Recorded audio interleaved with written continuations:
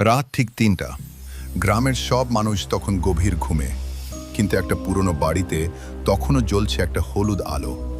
গ্রামের মানুষ বলে ওই বাড়ির একটা দরজা আছে যেটা রাত ৩টার আগে কখনো খোলা থাকে না, আর যদি কেউ ভুল করে সেই দরজা খুলে ফেলে তাহলে সে আর আগের মতো মানুষ থাকে না। আজকের গল্পটা সেই বাড়ির আর সেই দরজার, যেটা খুলে ফেলেছিল আরমান। চ্যাপ্টার ১, নতুন বাড়ি। আরমান শহরের ছেলে। ঢাকার ভিড় আর ব্যস্ততা তার আর ভালো লাগছিল না, তাই সে সিদ্ধান্ত নিল কিছুদিন গ্রামের একটা পুরনো বাড়িতে থাকবে। বাড়িটা ছিল তার দাদার। অনেক বছর ধরে কেউ সেখানে থাকতো না। গ্রামের শেষ প্রান্তে দাঁড়িয়েছিল সেই বাড়ি, চারপাশে বড় বড় গাছ। দিনেও জায়গাটা একটু অন্ধকার লাগে। প্রথম দিন বাড়িতে ঢুকেই আরমান একটা অদ্ভুত অনুভূতি পেল। মনে হলো কেউ যেন তাকে দেখছে, কিন্তু বাড়িতে তো সে একাই। সে বিষয়টা গুরুত্ব দিল না, কারণ পুরনো বাড়িতে এমন অনুভূতি হওয়াটা স্বাভাবিক। চ্যাপ্টার ২, গ্রামের সতর্কতা।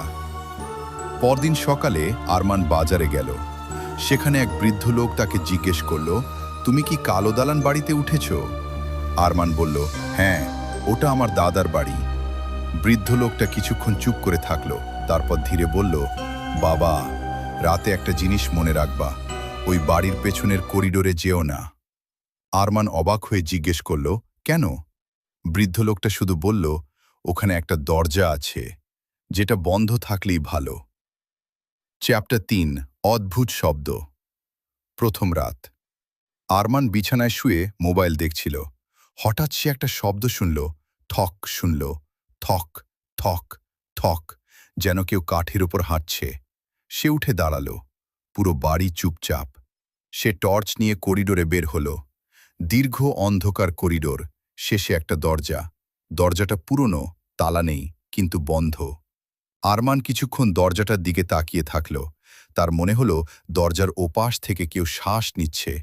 সে দ্রুত নিজের ঘরে ফিরে গেল। চ্যাপ্টার ৪, দ্বিতীয় রাত। পরের রাত ঠিক ২টা ৫৫। আরমান হঠাৎ ঘুম থেকে জেগে উঠল, কারণ আবার সেই শব্দ। এইবারে